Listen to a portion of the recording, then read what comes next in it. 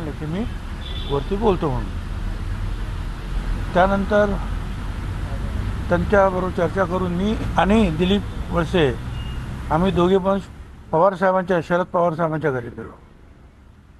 तिथे सुप्रियाताई पण होत्या आणि पवारसाहेब पण होते.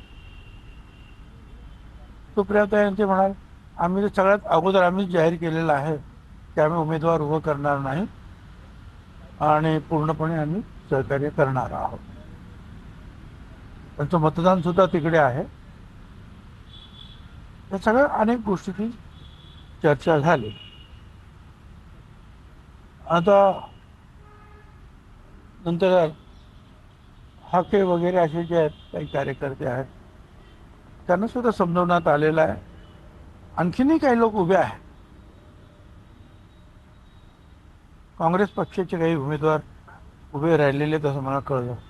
मला असं वाटतं की पुन्हा त्यांच्यावर चर्चा होईल आणि त्याच्यातून काहीतरी मार्ग काढला जाईल. कारण एका वेगळ्या परिस्थितीतून कठीण परिस्थितीतून ही सगळी निवडणूक आपल्याला लढवावी लागत आहे. नंतर काही कारण नव्हतं. पण अचानक जाणीवमानी नसताना अजितदादांचा जो ॲक्सिडेंट झाला किंवा काय आणि त्यामध्ये ते आपल्यामध्ये राहिले नाही आणि त्यामुळे हे सगळं जे आहे हे निवडणूक जी आहे लढवावी लागते आहे आणि सगळ्यांनी सपोर्ट केलेला आहे बहुतेकांनी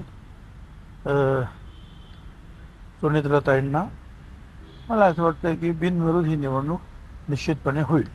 अजून सुद्धा आपल्याला वाटतंय का की काँग्रेसचे जे उमेदवार आहेत त्यांना माघार घ्यायला आपण लावू शकतात किंवा तशी काही चर्चा होऊ शकते? नाही, आम्ही शेवटच्या क्षणापर्यंत जे आहे प्रयत्न तर करत राहणार, विनंती करत राहणार आणि मला असं वाटतं की त्याच्यामध्ये यश येईल.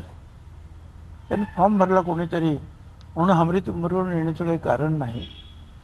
त्यांना आपल्याला समजवता येईल, बोलता येईल, त्यांच्याशी चर्चा करू आपण त्यांच्याशी. पण अशा वेळेस म्हणजे विनंती करायची पण वेळ खरं तर नको यायला. असं आहे ना की प्रत्येकाचे एक वेगवेगळे पक्ष आहे. काय आता स्वतःहूनच यांनी जाहीर करून टाकलं म्हणजे मुख्यमंत्र्यांनी, शिंदे साहेबांनी, उद्धवजी ठाकरे आणि त्याच्या अगोदर सुप्रियाताई सुळेंनी अनेकांनी स्वतःहूनच जाहीर केलेलं आहे ना. आता काही लोकांना असं आम्हाला वाटलं की बा यांनी जरी जाहीर केलं असतं तरी सुद्धा आपण यांना फोन करणं गरजेचं आहे. त्यांनी स्वतःहून पाठिंबा जाहीर झाला म्हणून आपण त्यांच्याशी न बोलणं हे काही बरोबर नाही. त्यांना विनंती आपण करायला पाहिजे. या हेतून आम्ही सगळ्यांशी बोलणं करण्याचा प्रयत्न केला. सामनामध्ये अग्रलेख लिहिला आहे आणि कुठेतरी काँग्रेसला कान टोचण्याचा प्रयत्न केलेला आहे की विधान परिषद राज्यसभेच्या निवडणुकीसाठी तुम्ही अशा पद्धतीने हे करू नका. म्हणजे कुठलं तरी पुढच्या विधान परिषद निवडणुकीसाठी काँग्रेस आता हट्ट धरते असं एक